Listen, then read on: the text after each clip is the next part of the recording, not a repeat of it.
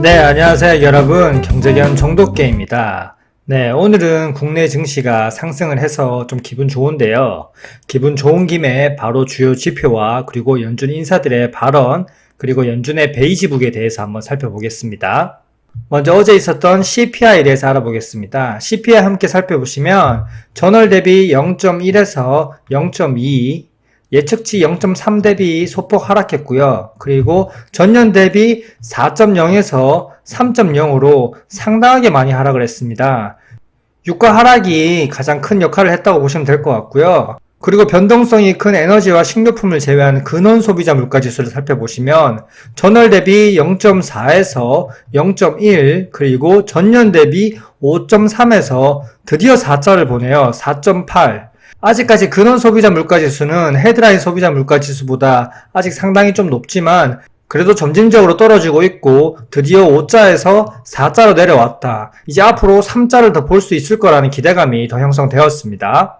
저번 달에 발표된 PPI, 생산자 물가지수가 낮게 나왔기 때문에 CPI도 낮게 나올 수 있는 거에 대해서 어느 정도 납득이 되고요. 그리고 유가도 꾸준하게 하락했기 때문에 CPI가 낮게 나왔다 이렇게 보시면 될 것 같고요. 지금 7월 FOMC에 있을 금리 인상이 기정사실화되고 있는 가운데 이번을 끝으로 추가 금리 인상이 없을 것이라는 기대감이 형성되면서 시장이 상승해 줬습니다. 자, 현 상태에서 패드워치 보실게요. 네, 패드워치 보시면 이번에는 25bp 인상안이 거의 기정사실하고요. 92.4%로 금리가 올라간다고 보시면 될 것 같습니다. 근데 오늘 한국에서 기준금리 결정이 있었잖아요. 기준금리가 3.5로 연속 4회 지금 동결입니다. 이로써 7월 달에 만약에 금리를 인상을 하면 미국은 5.5%가 되고요. 그러면서 한국과 기준금리 차이가 2%대로 벌어지게 됩니다. 하지만 2%대로 벌어지고 있는 와중에 환율은 꾸준하게 하락하고 있기 때문에 2%대 금리 차로 인해서 외국인 자본이 그렇게 빠져나갈 거라 이렇게 우려는 안 하셔도 될 것 같습니다. 자, 예상 전망치를 한번 보시면 이번 7월 26일 날 금리 인상을 거의 하고 그리고 9월 달에도 금리 동결안이 80%대로 높아졌습니다. 그러면서 쭉 동결을 하고 올 한 해는 5%대를 유지한 다음에 내년에 이제 경제 상황을 봐서 금리를 인하하겠다 이런 기대치로 바뀌었고요. 오늘 또 PPI 생산자 물가지수 발표가 되는데 PPI 생산자 물가지수도 잘 나오고 유가도 꾸준하게 계속 하락한다면 이렇게 예상치대로 꾸준하게 금리도 인하할 수 있으리라 봅니다. 현 상태에서 유가 한번 보실게요. 유가가 지금 75불에 위치하고 있는데 유가가 70불을 깨고 내려가서 다시 바닥에서 고개를 살짝 드는 형상입니다. 유가를 1차 저항선으로 한 80불 그리고 2차 저항선으로 한 84불 이 정도만 돌파하지 않으면 유가가 계속 하락 파동을 그리면서 다시 70 초반대로 내려갈 수 있을 것입니다. 이렇게 유가가 꾸준하게 내려가 준다면 CPI도 계속 꾸준하게 하락할 거기 때문에 물가 부담이 크게 없겠죠. 자, 다음은 연준 인사들의 발언을 한번 살펴볼게요. 이번 주 일정에서는 거의 연준 인사들의 발언이 계속되고 있는데 이때까지 나온 발언들을 한번 살펴보시면 먼저 마이클 바 연준 부의장 중립이고요. 우리가 통화정책에서 많은 진전을 이뤘다면서 여전히 해야 할 일이 약간 더 남았다고 약간의 여지를 줬고요. 약간 매파적인 발언도 되고 비둘기적인 발언도 된다고 보시면 될 것 같습니다. 그리고 메리 데일리 연은 총재 중립이고요. 투표권이 없습니다. 인플레이션을 지속 가능한 2%대로 낮추기 위해서 올해 남은 기간 2번 더 금리를 인상할 필요가 있을 것이다. 지금 CPI도 잘 나오고 PPI도 오늘 잘 나온다면 2번까지는 아니고요. 이제 한번 올리고 동결로 계속 가면서 인하할 일만 남았겠죠. 여전히 근원 CPI가 4%대를 유지하고 있기 때문에 근원 CPI를 내리려면 연준 인사들은 계속 매파적인 발언을 할 수밖에 없습니다. 그리고 로레타 메스터 연은 총재 매파고요. 투표권이 없습니다. 인플레이션이 안정적으로 2%대로 돌아가기 위해서는 연준 금리를 현 수준에서 약간 더 오른 후 그 수준을 한동안 유지하면서 경제가 어떻게 진전되는지 평가해야 할 것이다. 이 말은 지금 금리를 인상을 하고 동결을 쭉 하면서 올 한 해는 5%대 이하로 내려간다 이런 생각은 하지 말라 이런 메시지를 주고 있고요. 그리고 존 윌리엄스 연은 총재 중립이고요. 투표권이 있습니다. 정책이 충분히 제약적인 수준까지 가기 위해서는 아직 갈 길이 남아있다는 점을 우리는 경제 전망가 우리의 대화 속에서 시사한다. 이렇게 표현을 했고요. 앞으로 나오는 지표들을 통해서 그리고 연준 인사들의 발언을 통해서 계속적으로 유추해 볼 수 있고 계속 금리를 유지하고 인플레이션을 잡기 위해 스탠스를 유지하겠다 이런 발언인 것 같고요. 그 다음 토마스 바킨 리치먼드 연원총재 중립이고요. 투표권이 없습니다.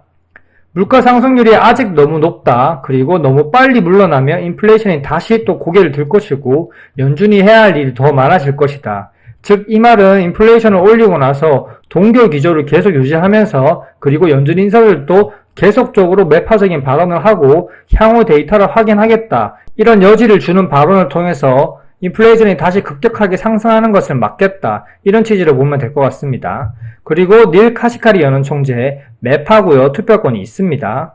인플레이션이 예상했던 것보다 더 고착한다면 정책 금리를 더 올릴 필요가 있을 것이다.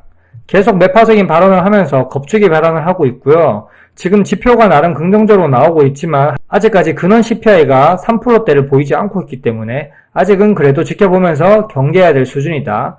금리를 이번에 한번 올리고 그 다음 동결을 하면서 지켜보겠다. 이렇게 해석하시면 될 것 같습니다. 이번 주에 연준 인사들 발언은 대부분 매파적인 색깔이 강했고요. 앞으로도 금리를 인상하고 나서 금리를 동결하더라도 연준 인사들의 스탠스는 계속적으로 매파적인 성향을 보일 것입니다. 매파적인 발언을 해야지 인플레이션이 이제 드디어 떨어지고 있는데 다시 또 고개를 드는 걸 막을 수 있으니까요. 네, 다음은 연준 베이지북에 나왔던 내용을 잠깐 살펴보겠습니다.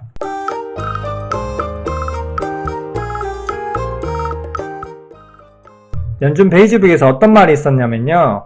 5월 말 이후로 전반적인 경제 활동은 경미하게 증가를 했고, 즉 경제가 침체되지 않고 있고요. 그리고 향후 수개월간 전반적으로 느린 경제 성장이 이어질 것으로 보인다고 진단을 했고요.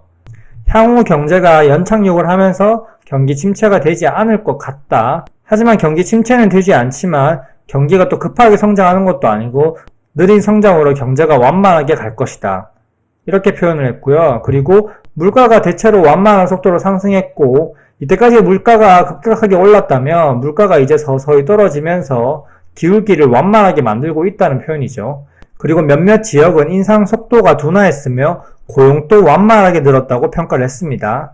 종합적으로 보자면 인플레이션이 지금 느리게 잡히고 있으면서 경기 연착륙을 하고 있다고 연준 베이지북에서 평가를 했습니다. 지금 연준의 시나리오가 인플레이션 수치가 2%대고 그리고 경기 연착륙을 시사하고 있는데요. 지금 흐름대로라면 시간은 좀 걸리겠지만 그 시나리오대로 갈 것 같고요. 오늘 생산자 물가지수 PPI가 발표되는데 PPI 지표도 잘 나오는지 한번 지켜보고 네, 이렇게 CPI와 연준 인사들의 발언에 대해서 살펴봤는데요. 연준 인사들의 발언과 그리고 시황 체크를 통해서 계속 내가 경제가 어떻게 흘러가는지 그 플로우를 체크할 필요가 있다고 생각합니다. 네, 앞으로도 연준 인사들의 발언이 많은 그 한 주는 제가 이렇게 정리를 해서 브리핑 해드릴 테니 구독과 좋아요, 알림 설정 많이 부탁드립니다. 네, 이상 정독계였습니다. 감사합니다.